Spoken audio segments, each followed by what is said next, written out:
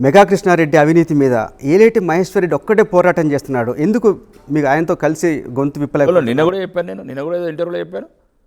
ఈరోజు మళ్ళీ తెలంగాణను చెరబట్టిండు మెగా కృష్ణారెడ్డి అన్నారు.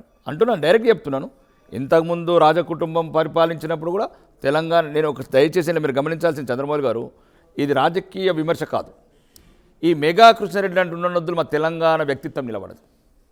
మేము ఏదైతే పోరాడి సాధించుకున్న తెలంగాణ ఉందో, నీళ్లు నిధులు నియామకాలే కాదు, అన్ని రంగాలలో మా తెలంగాణ స్వయం సమృద్ధి చెందాలా. అది ఫిల్మా ఫీల్డ్ కావచ్చు, మళ్ళీ మేము మహేష్ బాబునే ముద్దించుకోవాలా, జూనియర్ ఎన్టీఆర్కే జై కొట్టాలా, మళ్ళీ రామ్ చరణ్కే మేము పూలదండలు వేయాలా, ప్రభాస్కే మేము పాలు పోయాలంటే కుదరదిగా. అంటే నేను అనేది ఏంటంటే వాళ్ళతో పాటు మేము కొద్దిగా డెవలప్ కావాలి అన్ని రంగాలలో. ఆ రంగమే కావచ్చు. అంటే ఇప్పుడు ఈ 33 జిల్లాలని 33 జిల్లాలలో కూడా ఈరోజు కూడా మెగా కృష్ణారెడ్డి పెత్తనం చెప్తున్నాడు మళ్ళీ. అంటే మళ్ళీ ముఖ్యమంత్రులు మారుతుంది తప్ప మెగా కృష్ణారెడ్డి చలనం ఉంటుంది తెలంగాణ. నాకేం వ్యక్తిగతంగా ఎవరు తెలియదు, కానీ నా రాష్ట్రం నట చెరబట్టే మనుషులు ఉండకూడదు. కానీ కాళేశ్వరంలో 1,00,000 కోట్ల అవినీతి జరిగిందని చెప్పిన ఇప్పటి ప్రభుత్వాధినేతలు ఎందుకు మళ్ళీ వాళ్ళకే కాంట్రాక్ట్లు ఇస్తున్నారు? అదే చెప్తున్నాను కదా, వాళ్ళు లోపల ఇప్పటికీ చాలా వేదికల ద్వారా చెప్పాను, చీకటి ఒప్పందాలు జరిగినాయి. ఏదైతే 1,000 కోట్ల మళ్ళీ సూట్ కేసులు ఇద్దరు ఒకటయ్యారు, బీఆర్ఎస్ వీళ్ళు ఒకటయ్యారు. మెగా కృష్ణారెడ్డి కాంప్రమైజ్ చేశాడు ఇద్దరికి. అప్పుడు వాళ్ళకి ఇచ్చాను ఇంత, ఇప్పుడు మేము ఇంత తీసుకోండి, అది ఢిల్లీకి పంపించేయండి, పార్లమెంట్ ఎలక్షన్ క్లియర్ అవుతుంది, తర్వాత మీకు ఏది కావాలో పెద్ద ఆయనకి ఏ పర్సెంటేజ్ ఇచ్చినా మీకు అదే పర్సెంటేజ్ ఇస్తాను, మీకు కావాలంటే 1% ఎక్కిస్తా, నీకు కొద్ది వయసు తక్కువ ఉన్నది కదా అన్నాడు. కానీ ఈ మధ్య కేటీఆర్ ట్వీట్స్ మీరు చూస్తున్నారా? మెగాని బ్లాక్ లిస్ట్ చేయాలి అని గట్టిగా డిమాండ్ చేస్తున్నారు. ఒక్కటండి, ఇప్పుడు ఇదంతా నాకు పెద్ద రాజకీయాలు అందరూ, నాకు కావాల్సింది నా తెలంగాణ స్వయం పాలన. తెలంగాణ ప్రజలు అన్ని రంగాలలో ముందు ఉండాలి. ఇప్పుడు సుమారు నేను చెప్తున్నాను, అమృత్ ఉంది, మళ్ళీ మెగా కృష్ణారెడ్డి తీసుకున్నాను. నేను ఈయన అడిగాను, ఇదేంటండి ఈ 43 కోట్లు కూడా మెగా కృష్ణారెడ్డికి ఇస్తే నిజామాబాదోడో ఆదిలాబాదోడో బతకచ్చు కదా అని నేను అన్నాను. ఇప్పుడు కాళేశ్వరం అయినా కట్టాలా, ఇంకా పెద్ద పెద్ద ప్రాజెక్టులు అయినా కట్టాలా, ప్రాణహిత చేవలు అయినా కట్టాలా, 1,000 కోట్ల అవినీతి చేయాలా, 1,000 కోట్ల రాజకీయ నాయకులకి మాకు కర్మ అయిపోయింది. మెగా కృష్ణారెడ్డి తెలంగాణకు పట్టిన శాపం ఏంటని నేను అన్నా. ఎందుకంటే మేము మీకు ఎప్పటికి ఎదగనియరు. ఇతను మెగా కృష్ణారెడ్డి అనేవాడు తెలంగాణని ఇష్టపడడు, తెలంగాణని ఎదగనియాడు. నేనేమంటున్నానంటే దయచేసి ఇది అందరూ చూడాలి. తెలంగాణలో ఉన్న రాజకీయ నాయకులు కావచ్చు, ముఖ్యమంత్రి గారు కావచ్చు, మాజీ ముఖ్యమంత్రి కావచ్చు, కేటీఆర్ గారు కావచ్చు, హరీష్ రావు కావచ్చు, దయచేసి మీకు చేతులు ఎత్తి వేడుకుంటున్నాను. తెచ్చుకున్న తెలంగాణ మళ్ళీ కొందరు అంటే మొత్తానికి గుత్తాధిపత్యం చెలాయిస్తున్న ఈ వ్యవస్థ మీద కనెక్ట్ కొద్దిగా విముక్తి చేయండి. పెద్ద వాళ్ళు చేయని ఈ 40 కోట్లు మీరు చేయలేరా? చాలామంది కనెక్ట్ ఉన్నారు, మరి చేయకపోతే మేము ఎప్పుడు వెనుకబడి ఉంటాము. ఎందుకు ఇవ్వట్లేదు మరి? మళ్ళీ ఇప్పుడు చెప్పాం కదండి, అతనికి ఏం చేయాలి?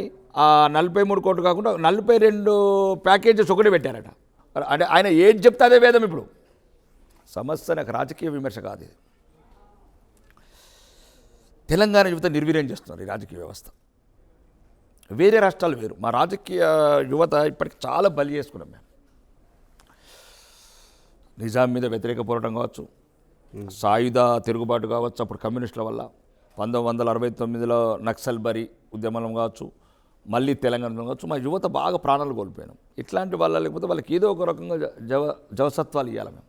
ఏ రాజకీయం ఏ పార్టీ అయినా పర్లేదు, నాకు పార్టీలకు విరుద్ధంగా మాట్లాడుతారు. కానీ మీరు వ్యతిరేకిస్తున్నారు, కానీ చాలా రాష్ట్రాలు కూడా ఇదే మెగా కృష్ణారెడ్డికి కాంట్రాక్ట్ ఇస్తున్నాయి, కేంద్ర ప్రభుత్వం కూడా ఇదే కృష్ణారెడ్డికి ఇస్తున్నాయి. దాని కారణం ఏంటి? దాన్ని మీరు ఏం చేయబోతున్నారు? నేను మెగా కృష్ణారెడ్డికి అది చెప్తున్నాను, పెద్ద కాంట్రాక్ట్ ఉంటే నువ్వు చేయరా బాబు, తప్పు లేదు, చిన్నవి స్థానిక కాంట్రాక్టులకు ఇవ్వండి అంటున్నాను.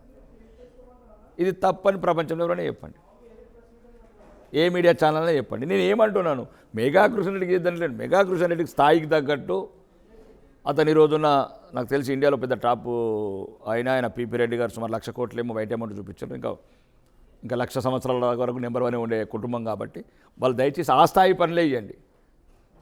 ఒక మధ్యతరగతి మాలాంటి కుటుంబాలకు వెళ్ళి వచ్చిన కొద్దిగా ఎదగనివ్వండి అని నేను. కానీ అంటే చిన్న కాంట్రాక్టులు చిన్న వాళ్ళకి వదిలేసి పెద్దవి వాళ్ళనే చేసుకోమంటారు. అట్లాంటి వాళ్ళు అంటే ఎల్ఎన్టీ కావచ్చు, ఆదిత్య బిర్లా కావచ్చు, లేకపోతే చాలా కంపెనీలు ఉన్నాయి ఇండియాలో, టాప్ కంపెనీస్ అది ఒకటే లేదు, చాలా కంపెనీస్ ఉన్నాయి. ఎల్ఎన్టీ మెట్రో మెగా కృష్ణారెడ్డి కట్టలేదు.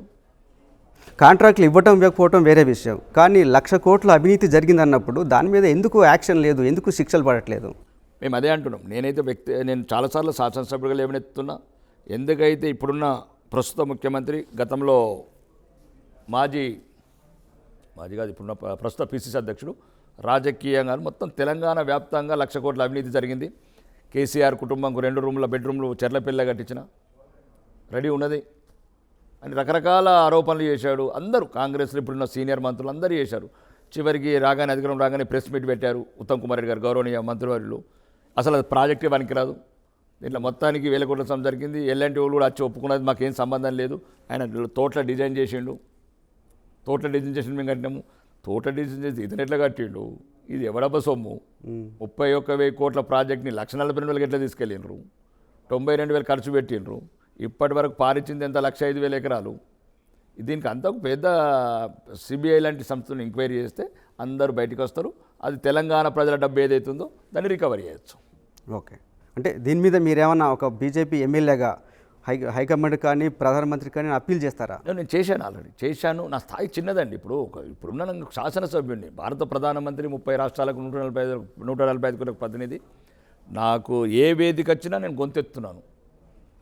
అది నా పార్టీకి మంచిది, నా జాతికి మంచిది, నా ధర్మానికి మంచిది. అసలైన తొలి వెలుగు. ఫాలో వాట్సాప్ @తొలి వెలుగు official.